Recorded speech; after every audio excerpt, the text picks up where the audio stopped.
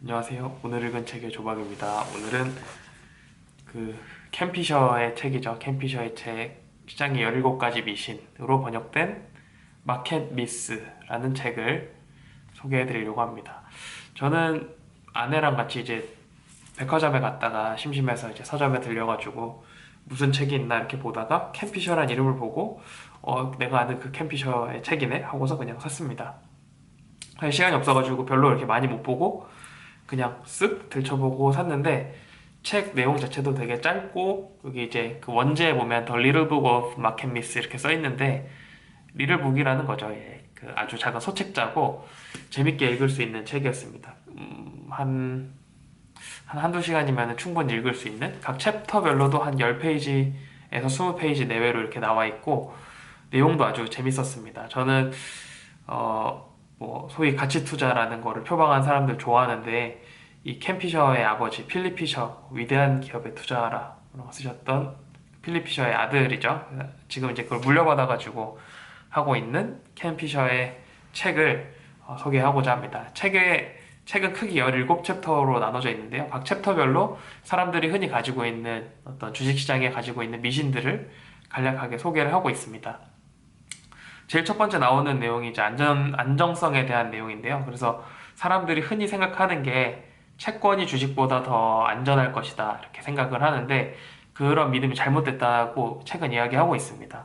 그래서 이게 상식적으로 이해가 안 되잖아요. 채권이라는 게 더 변동성도 작고 더 안전할 거라고 생각을 하는데, 캠피셔의 말은 장기적인 그 관점에서 보면은 채권도 변동성이 굉장히 크고, 실제로 조사해 보면은 그 채권의 변동성이 주식을 앞지르는 데도 있고, 게다가 이제 더 중요한 거는 주식은 주로 수익률이 플러스로 마감되는 데 비해서 채권은 마이너스로 마감되는 해가 많이 있다. 상대적으로 주식보다 채권이 더 안 좋을 수가 있다. 이렇게 이제 이야기를 하고 있습니다. 그러면서 이제 3장에서는 그 마법 공식 그런 것들에 대해서 이제 이야기를 하는데요. 예를 들면은 저거 있죠. 100에서 자기 나이를 뺀 거. 저는 이제 35살인데 100 빼기 35 하면은 65죠. 그럼 65%의 주식을 가지고 35%는 채권을 가지고 이렇게 있어라 하는 얘기 저도 이제 들어봐가지고 한때는 이제 그런 식으로 해보려고도 했었는데, 캠피셔는 그 잘못됐다고 이제 이야기를 하고 있죠. 왜 100에서 자기 나이를 빼느냐? 근거가 뭐냐? 근거가 없다는 거죠, 책은. 그래서 근데 또 어떤 사람들은 공식을 120에서 자기 나이를 빼야 된다 뭐 이렇게 이야기를 하는데, 이제 그러면 이런 오류에 부딪힐 수가 있죠. 100살이 넘어가면 어떡하느냐? 101세가 됐어요. 그러면 그 자산분별 할 수가 없어요. 그런 문제가 생기게 되는 거죠. 그래서 이제 이런 거는 좋지가 않다. 오히려 주식시장을 계속 따라가는 게 채권보다 더 유리한데, 채권이 더 유리한 이유는 채권보다 주식이 더 유리한 이유는 주식시장은 계속해서 발전하기 때문이다 이렇게 설명하고 있습니다. 시장이 계속 진보하기 때문에 안 좋은 기업들은 점점 도태돼서 사라지고, 좋은 기업들은 계속 살아남아서 더 좋아지기 때문에 더 경쟁력 있는 기업으로 살아남게 되고, 그럼 선순환이 되면서 자연 도태된 애들은 알아서 이제 처리가 되고, 또 살아남은 애들은 더 이렇게 방어막을 튼튼히 했기 때문에 얘네가 더 나중에 수익률이 좋을 수 있다. 이런 식으로 이야기를 하고 있습니다. 장기적으로 그래서 채권이 주식보다 안 좋다. 이런 이야기를 하고 있죠. 그래서 또 그 변동성에 대한 이야기를 하고 있는데요. 주식 가격이 이렇게 있으면은 위아래로 흔들리니까 이런 변동성이 되게 이제 주식을 위험하게 만든 요소다, 사람들이 이렇게 생각을 하는데, 실제로는 그렇지가 않고, 실제로는 이렇게 변동하는 것 때문에 싸게 살 수 있는 기회가 생기는 거다 이렇게 이야기를 하고 있습니다. 통계학에서 보면은 변수라는 거 있죠. 베리어블이라는 거. 베리어블이라는 게 상수랑 다른 거잖아요. 상수는 컨스턴트 해가지고 딱 고정돼 있는 수. 우리의 어떤 경제 관념으로 보면 현금이라고 할 수 있죠. 현금은 10,000원짜리를 10,000원에서 살 수 있죠. 10,000원짜리를 가지고 있으면 그 10,000원인 건데, 이게 뭐 어떻게 한다고 바뀌지 않죠. 근데 기업의 가치는 어떤 고정된 그 중심의 어떤 가치가 있고, 거기서 이제 변동을 하는 거죠. 위아래로. 그러니까 T 플러스 E 이렇게 돼 있는 겁니다. 트루 스코어에다가 에러 스코어가 더해져 있는 형태로 되어 있는 거라서, 이 T스코어가 어디 있는지를 찾아내야 되고, 가능하면은 이 에러 스코어가 많이 껴가지고, 마이너스 쪽으로 많이 껴가지고, 실제 가치보다 가격이 내려와 있는 상태에서 사게 된다면 이만큼 이득을 보고 살 수 있게 된다 하는 게 이제 이 캠피셔의 어떤 큰 생각인 것 같습니다. 책에서 또 재밌게 읽었던 부분 중에 하나가 투기꾼을 비난하지 말아라 이런 내용이 나오는데요. 캠피셔가 되게 그 시장을 좋아하는 걸로 유명하다고 하더라고요. 시장을 긍정적으로 예측하고 낙관적으로 예측하기도 유명한 사람이다. 이렇게 이제 이야기를 하는데 실제로 여기 그 책에서 나오는 얘기를 봐도 결국은 기업들이 우리의 많은 문제들을 해결해 줄 수 있고 자본의 힘이 그런 문제들을 해결할 것이다. 이런 이야기들을 지속적으로 하고 있습니다. 그 책에서 재밌게 읽었던 내용 중에 하나가 양파 선물에 대한 내용인데요. 양파 선물이 시장을 교란시켜가지고 양파 그 경작하는 사람들을 양파 농부들을 다 망가뜨리고 있다. 이런 법이 이제 이거가 되게 큰 문제다 이렇게 해가지고 미국에서 법으로 양파 선물 거래 금지법 이런 거를 발표했다고 합니다. 근데 그걸 발표했는데 실제로 발표된 결과를 보니까 양파 선물 거래를 금지시켰다고 해가지고 양파 값이 막 이렇게 변동되지 않는 게 아니라 다 변동하더라는 거죠. 그래서 이 캠피셔가 그 원유 선물 가격하고 원유 선물의 변동성하고 이 양파 선물의 변동성을 비교를 해봤더니 오히려 양파 선물의 변동성이 더 크더라. 공매도 이런 게 되는 그 양파 선물이 그러니까 공매도가 안 되는 거잖아요. 양파 선물이 그런데도 더 가격 변동이 심했다. 이런 것들을 이제 보면서 투기꾼들이 오히려 그 이 활력을 유동성을 제공함으로써 어떤 더 긍정적인 시장의 어떤 가격을 안정시킬 수 있는 그런 작용을 할 수도 있다 하는 것들을 이제 책이 이야기하고 있습니다. 그래서 재미있었던 게 그 이 사람의 말대로라면은 주택 공급에 있어서도 지금의 정책의 기조가 조금 잘못되었다라는 것들을 우리가 이제 생각을 해볼 수 있을 것 같습니다.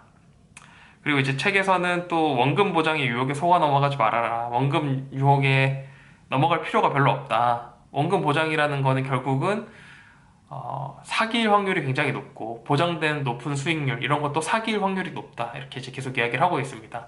그 원금 보장이라는 거는 결국은 이 컨스턴트라는 거잖아요. 이 하방은 막혀 있고 상방은 열려 있는 이제 이런 것들 원금은 마이너스 1%도 까지지 않으면서 상방은 무한대로 열려 있다 이렇게 이제 이야기하는 거는 잘못됐다는 거죠. 결국은 실제 가치는 여기 있고 위아래로 오차가 껴있는 그런 가격상에서 이 오차가 플러스로만 일어날 수는 없다 하는 것들을 이제 이야기를 한다고 저는 이해를 했습니다. 그리고 책에서는 그 GDP 증가율이 주가 상승률보다 뭐 낮기 때문에, 그러니까 GDP 대비해서 주가가 너무 많이 올랐기 때문에 주식시장이 과열되었다. 최근에 이제 뭐 불과 한 1, 2주 전에 기사에서도 저도 봤는데 그런 것들도 다 위험하다 이렇게 인식을 하는 게 잘못됐다는 거죠. 왜 잘못됐느냐? 비교하는 그 비교 대상이 잘못됐다는 거죠. 주식은 그 재정 어떤 기업이 재정적으로 건전한가를 나타내는 지표라면은 GDP라는 거는 생산하는 양, 나라에서 생산하는 국가 생산하는 어떤 양을 나타내는 거기 때문에 생산에 대한 양을 나타내는 GDP 지수하고 주가 상승률이라는 지수하고는 서로 딱 매칭해서 비교를 할 수가 없다. 그렇기 때문에 GDP 증가율이 높은 게 아니 주가 상승률이 GDP 증가율 대비 높은 게 위험한 것이 결코 아니다. 이런 이야기들을 하고 있습니다. 그러면서 이 그 또 재밌는 얘기를 한 게 우리가 막 그 주식시장 그래프를 보면 막 이렇게 확 올라간 것으로 보여서 지금 엄청나게 과열이 된 것처럼 보인다. 이렇게 이야기를 하는데 실제로 그것도 그런 식으로 비교를 하면은 그 인플레이션이나 그 복리 이런 것들을 고려를 할 수가 없기 때문에 우리가 이제 다 중고등학교 때 배웠잖아요. 지수함수의 모양이 이렇게 우상향해가지고 쫙 무한대까지 올라가는 거. 올라가면 올라갈수록 더 빠른 속도로 증가하는 것들을 우리가 볼 수 있었죠.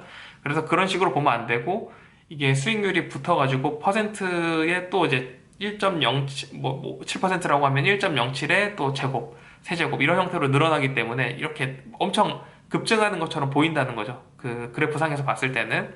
하지만 실제로는 이제 이런 식의 자료를 분석할 때 대부분의 뭐 논문이든 여러 자료들에서 로그로 분석하는 게 맞다. 그 지수를 변환하면은 y는 x에 되고 변환하면 로그가 되잖아요. 이렇게 딱 선형으로 바뀌죠. 그래서 이제 지수가 이런 식으로 증가하는 것도 선형으로 바꿔서 보는 것이 더 맞다. 이런 얘기도 했고요. 저한테도 좀 치명적이었던 얘기는 고배당주, 현금 흐름 이런 것들을 굳이 고집할 필요는 없다. 나이가 들어서 이제 나는 그런 걸 할 힘이 없다. 이렇게 이야기를 하면서 고배당주, 전통적인 고배당주, 뭐 통신주라든지 담배 주식 이런 것들을 사가지고 계속해서 그 배당 수익을 얻으면서 아무것도 하지 않은 채로 배당금만 가지고 생활하겠다라는 거는 굉장히 이제 위험한 생각이라는 이야기를 하고 있습니다. 그러면서 차라리 자가 배당을 해라. 내가 가지고 있는 것 중에서 위에 있는 것들을 일부 팔아가지고 그거를 나한테 배당을 해가지고 내가 세금으로 쓰고, 그러니까 그런 게 절세 측면에서도 훨씬 유리하다는 거죠. 위에 있는 수익이 많이 난 거를 팔 수도 있지만 손실이 난 것 중에 일부를 팔아가지고 현금화해가지고 배당으로 쓰고 실제로 손실은 여기 위에서 만회하고, 이런 식으로 전략을 짜는 것도 가능하다, 이렇게 이야기를 하고 있습니다. 실제로 배당을 받는 것보다 이런 식으로 만들어 놓으면은 더 세금도 절약할 수 있고 여러 가지 장점이 있다, 이렇게 이야기를 했습니다. 저는 개인적으로 이런 책들을 좋아하거든요. 미신을 깨는 책들. 그래서 이제 이 책도 굉장히 재밌게 읽었고, 최근에 공매도 이슈, 우리나라의 공매도가 다시 재개가 되면서 시장이 폭락할 것이다. 제 처제 같은 경우도 주식 투자를 한 지 이제 작년에 처음 주식 투자를 시작한, 소위 말하는 동학개미, 서학개미 할 때 나온 서학개미 중에 한 명인데, 국내 주식은 안 한다고 하더라고요. 그래서 왜 안 하느냐 이렇게 물어봤더니 이제 5월 되면 공매도가 재개되기 때문에 시장이 폭락할 것이다, 그렇게 이제 이야기를 하길래 이 책을 이제 소개해주면서 전혀 그렇지 않다, 이 책을 읽어보면 오히려 공매도라는 것이 시장에 활력을 불어넣는 역할을 하기 때문에 뭐 그렇게까지 폭락하지 않을 수 있다. 그리고 좋은 실적의 기업을 잘 들고 있으면, 그리고 뭐 대차 잔고 이런 것들을 잘 확인해가지고 보고 있으면 오히려 공매도가 좋은 주식을 싸게 살 수 있는 기회가 될 수도 있다, 이런 얘기들을 하면서 같이 이제 이야기를 나눴던 기억이 납니다. 뭐 어쨌든 결과적으로 주식 자체도 공매도와 무관하게 주식시장은 지금 계속 오르고 있죠. 지금 현재 5월 10일인데 계속 오르고 있는 걸 보면은 꼭 우리가 생각하는 것처럼 우리가 심리적으로 어떤 지표를 보는 것만큼 이렇게 시장이 우리 맘대로 움직이지 않는다. 그리고 우리가 예상한 대로 딱딱 움직이는 것이 아니기 때문에 좀 장기적인 안목에서 큰 생각을 가지고 주식 투자를 하는 게 좋겠다 하는 생각을 하게 되었습니다. 뭐 영양가 없는 얘기였던 것 같은데 캔 피셔의 얘기니까요. 한번 들어주셔서 감사합니다. 한번 읽어보셔도 좋을 것 같습니다. 재밌게 잘 읽은 책이었습니다. 감사합니다.